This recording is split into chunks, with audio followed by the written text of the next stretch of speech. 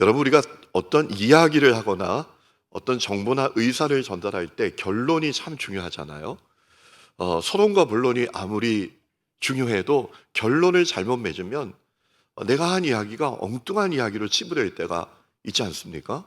결론을 어떻게 맺는가가 대단히 중요합니다. 여러분, 요한복음을 쭉 읽어보면 요한이 복음서를 마치면서 자기가 전하고 싶었던 결론이 무엇인지를 이야기하고 있습니다. 자, 그 결론은 무엇입니까? 예수님을 하나님의 아들 그리스도로 믿고 생명을 얻어야 한다라는 것입니다. 그것이 결론이었어요. 자, 한번 다 같이 해보실까요? 예수님을 하나님의 아들, 나의 그리스도로 믿고 생명을 얻어야 한다. 그것이 요한의 결론이었습니다. 오늘 말씀 30절 말씀을 보면 자, 이렇게 되어 있죠. 예수께서 제자들 앞에서 이 촉에 기록되지 않은 다른 표적도 많이 행하셨다. 여러분, 이 30절 말씀의 의미를 오해하면 안 됩니다. 이 성경에 있는 내용 말고 또 다른 성경의 내용들이 많이 있다. 여기 기록되지 않은 다른 내용들이 많이 있다. 이런 내용이 아닙니다. 여러분, 어떤 분들은 성경에 없는 내용을 주장하기 위해서 이 말씀을 30절 말씀을 인용하는 분이 있어요. 여기 말고, 여기 적힌 거 말고 또 있다, 또 있다. 내가 주장하는 바가 여기 적힌 건 아니지만 거기 있다. 이렇게 주장하는 분들이 있는데 여러분, 이 30절 말씀은 그런 말씀이 아니에요. 이 30절에 보면 예수께서 제자들 앞에서 이 책에 기록되지 않은 다른 표적을 많이 행하셨다. 표적을 얘기하는 거예요. 예수님 행하신 기적, 이 표적이라는 단어는 세메이온이라는 단어인데 기적이란 말입니다. 예수님께서 제자들 앞에서 행하신 그 기적을 말하는 거예요. 그 기적이 많이 있는데 요한은 자기가 성령의 감동을 받아서 추려서 일부분만 여기 기록했다. 이런 내용이에요. 다른 내용이 많이 있다라는 게 아니라 무슨 의미인지 아시죠? 예수님 행하신 기적에 대해서 얘기한 거예요. 자, 31절에 그런데 그것을 기록한 이유는 예수님께서 하나님의 아들 그리스도인 것을 믿고 그 이름을 힘입어 생명을 얻게 하려 함이라 라고 했습니다. 여러분, 이 말씀을 통해서 우리는 요한이 전하고자 했던 결론이 무엇인지 알 수 있어요. 두 가지입니다. 첫째, 예수님을 하나님의 아들 그리스도로 믿어야 한다라는 겁니다. 여러분, 예수님을 하나님의 아들로 믿는다라는 것은 뭡니까? 예수님을 하나님의 아들로 믿는다는 것은 무엇을 의미합니까? 예수님이 하나님이시다. 예수님은 하나님이시다. 라는 사실을 믿는다라는 것입니다. 여러분, 예수님께서는 친히 당신께서 하나님과 본질이 같다. 본질상 당신이 하나님이시다. 라고 말씀을 하셨습니다. 여러분, 요한복음 14장 말씀을 보면 빌립이 예수님께 무슨 말씀을 드립니까? 예수님, 하나님을 보여주세요 라고 했어요. 그때 예수님께서 뭐라고 말씀하셨죠? 예수께서 이르시되 빌립아, 내가 이렇게 오래 너희와 함께 있으되 내가 나를 알지 못하느냐? 나를 본 자는 아버지를 보았거늘 어찌하여 아버지를 보이려 하느냐? 내가 아버지 안에 거하고 아버지는 내 안에 계신 것을 네가 믿지 아니하느냐라고 했습니다. 예수님께서 친히 당신께서 하나님과 본질적으로 같다. 예수님은 하나님의 본질을 가지셨다라고 말씀을 하셨어요. 여러분, 요한복음 5장 말씀을 보면 유대인들이 그렇게 예수님을 미워하고 죽이려고 했습니다. 그 이유가 뭡니까? 예수님이 당신이 하나님이라고 하셨기 때문입니다. 그래서 신성모독을 한다, 죽이려고 했다라는 거예요. 여러분, 예수님은 하나님이십니다. 요한은 그 사실을 우리에게 분명히 전하고 있습니다. 요한복음 1장 1절 태초에 말씀이 계시니라 이 말씀이 하나님과 함께 계셨으니 이 말씀은 곧 하나님이시다. 예수님이 하나님이시다라는 거예요. 1장 18절에도 본래 하나님을 본 사람이 없지만 아버지 품속에 있는 독생하신 하나님이 나타내셨다. 우리 예수님이 하나님이시다 라는 사실을 요한이 증언하고 있어요. 자, 그렇다면 왜 요한은 우리가 예수님을 하나님으로 믿어야 한다고 하는 걸까요? 중요한 이유가 있어요. 예수님이 하나님이시러야 우리의 죄 문제를 해결받을 수 있어요. 여러분, 이 땅에 죄 없는 사람은 한 명도 없습니다. 오직 하나님이신 예수님만이 죄가 없으세요. 그래서 하나님이신 예수님만이, 죄가 없으신 그분만이 우리의 죄값을 치를 수 있으십니다. 여러분, 죄인은 누구의 죄값을 치릅니까? 죄가 있는 인간이 자기의 죄도 감당이 안 되는데 누구의 죄값을 치러요? 오직 하나님이신 예수님, 죄도 없고 흠도 없으신 그분만이 우리의 죄값을 치를 수 있어요. 그래서 예수님을 하나님으로 믿는 것은 너무나 중요합니다. 이 믿음이 여러분 가운데 있기를 주의 이름으로 축원합니다. 예수님을 그리스도로 믿는다는 것은 또 어떤 의미죠? 예수님께서 전적으로 타락해 죄와 저주 가운데 살다가 멸망받을 나를 위해서 성육신 하셨고 십자가에 매달려 대속제물이 되심으로 내가 구원받았다. 그분이 나의 구주다, 나의 그리스도다, 나의 구원자다 라는 사실을 분명히 믿어야 한다라는 것이지요. 여러분, 예수님은 나를 구원한 유일한 구원자가 되십니다. 요한복음 14장 6절에 주님 말씀하셨죠. 내가 곧 길이다, 진리다, 생명이다. 나로 말미암지 않고는 아버지께로 올 자가 없다 라고 하셨어요.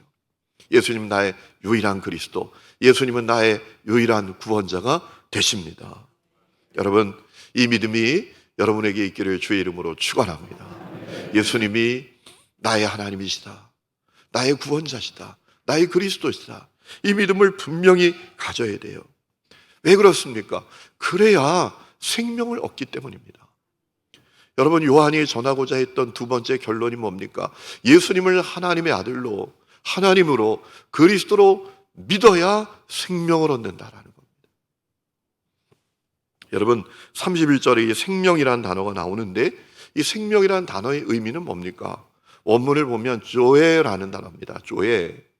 이 조에라는 단어는 어떻게 번역할 수 있는가 하면 영적 생명, 태초에 하나님께서 사람에게 주신 그 영적 생명, 하나님께 속한 생명을 의미하는 것입니다.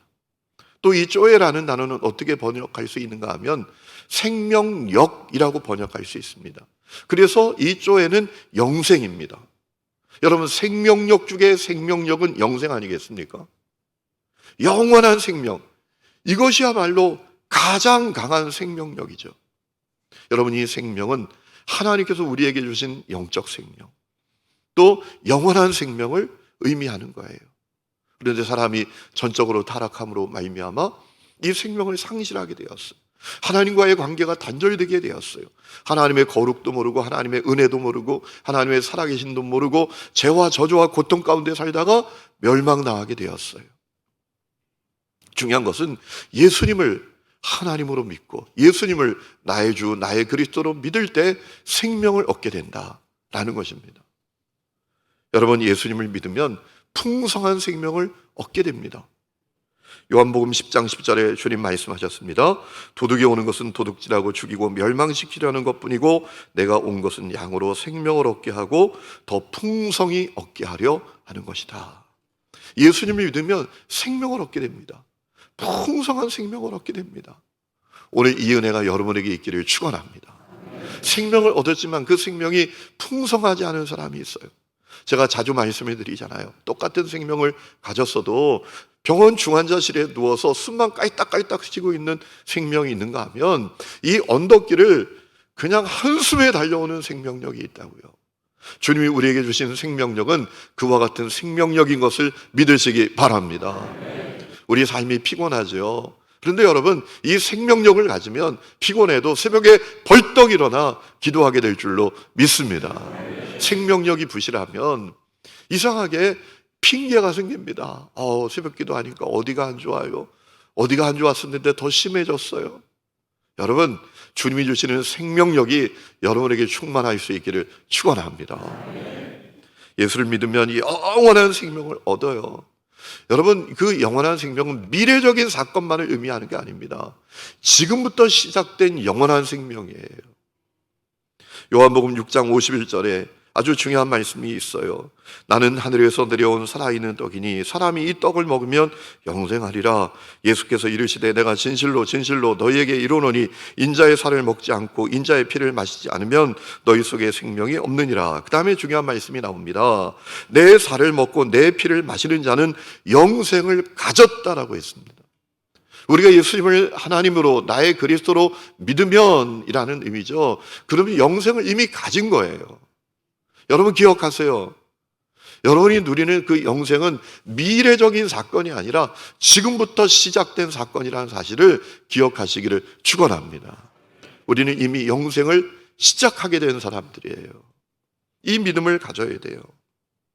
여러분 요한은 이 중요한 사실을 결론으로 우리에게 분명히 알려주었어요.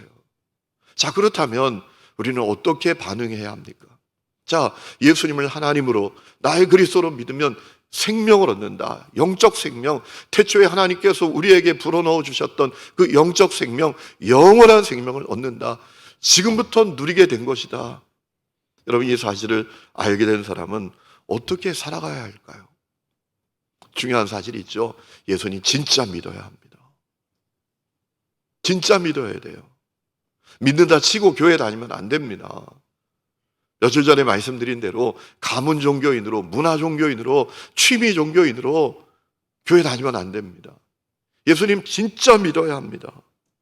예수님을 하나님의 아들 그리스도를 믿는 사람은 생명을 얻습니다.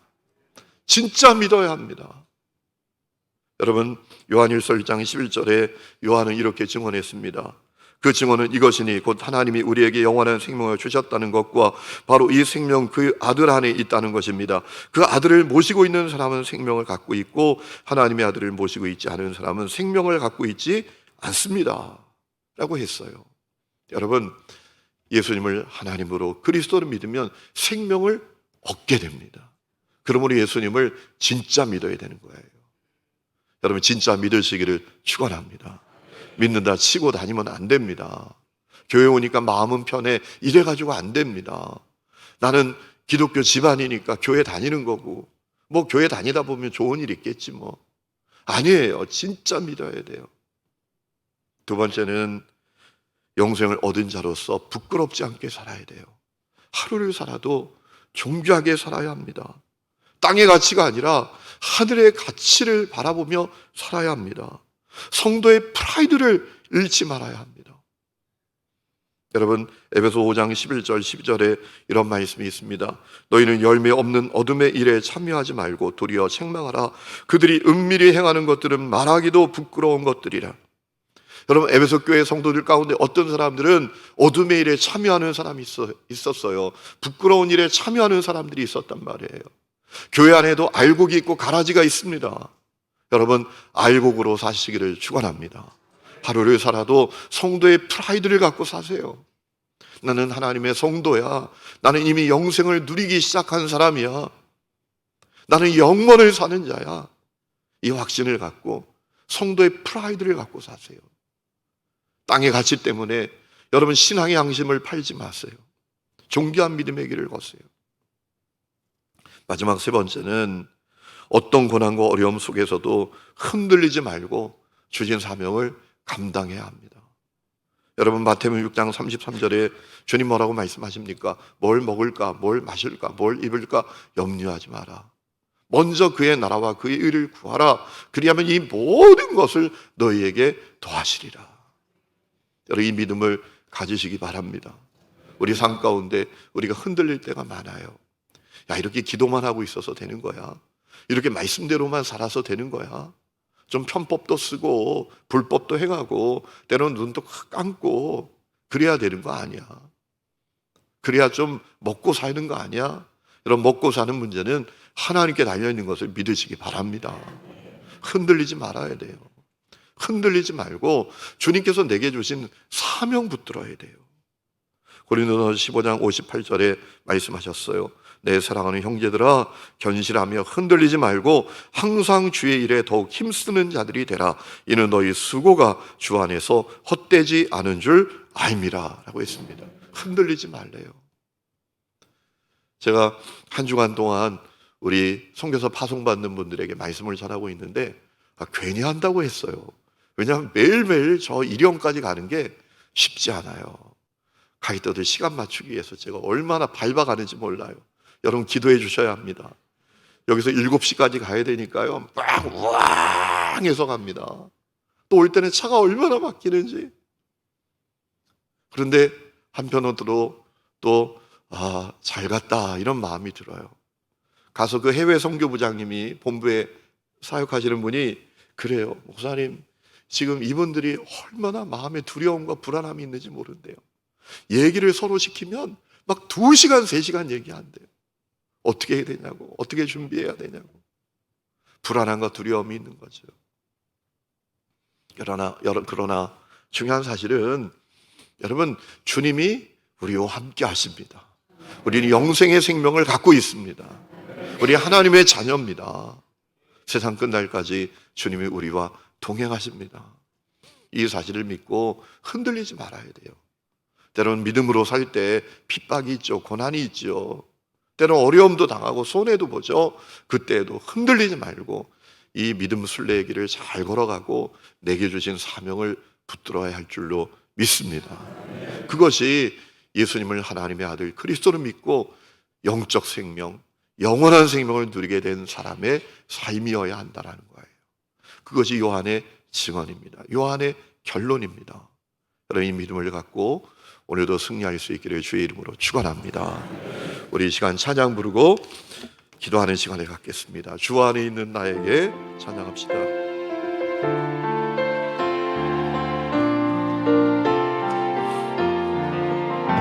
주 안에 있는 나에게 난 근심이 있으려 십자가 밑에 나가 내 짐을 풀었네. 주님을 찬송하면서 할렐루야 할렐루야 빼앗길 멀고 험해도 나 주님만 따라가리. 그